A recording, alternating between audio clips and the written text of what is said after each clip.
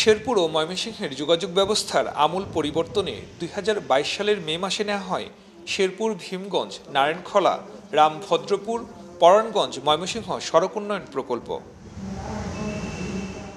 আগামী বছরের জুনে প্রকল্পের মেয়াদ শেষ হবার কথা থাকলেও ময়মনসিংহ অংশে এখনও কাজ শুরু করতে পারেনি ঠিকাদারি প্রতিষ্ঠান।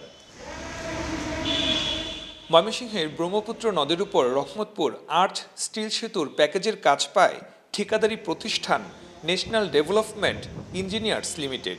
বছর শেষের খুশি নগদে হবে বেশি। নগদ পেমেন্টে নির্দিষ্ট ক্যাটাগরির কেনাকাটায় ৩০০ টাকা পর্যন্ত ক্যাশব্যাক। নগরীর রহমতপুর বাইপাস সড়ককে ব্রহ্মপুত্রের অপর প্রান্তের চর জেলখানা এলাকার সড়কে সংযুক্ত করবে ১,৪৭১.৬৬ মিটার দীর্ঘ ২ লেনের সেতুটি।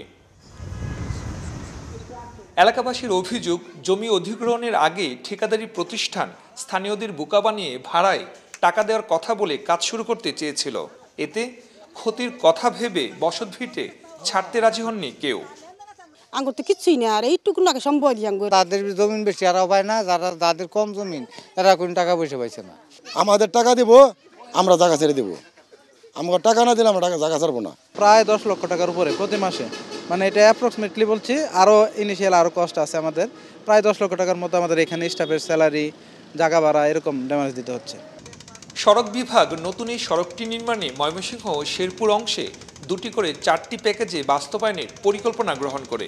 গত 1 বছরে শেরপুর অংশের 40% কাজ সম্পূর্ণ হলেও ময়মনসিংহ অংশে কাজ শুরু হয়নি ভূমি অধিগ্রহণ জটিলতায়। এই ভূমি অধিগ্রহণের যে অনুমোদনের জন্য আমরা ভূমি মন্ত্রণালয়ে আমাদের যে প্রস্তাব এটা প্রেরণ করা হয়েছে এবং এটা অনুমোদন হয়ে আসলে দ্রুত সময়ের মধ্যে আমরা চেষ্টা করব এটার যে অর্থ পরিশোধের মাধ্যমে আমরা জায়গা বুঝে পেলেই ঠিকাদারকে দিয়ে বাকি যে আমাদের যে সেতু নির্মাণের যে কাজটা এটা দ্রুত শুরু করার।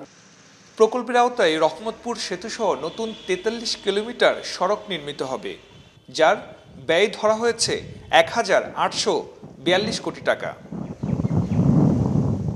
সুলতান মাহমুদ কনিক, চ্যানেল 24, ময়মনসিংহ।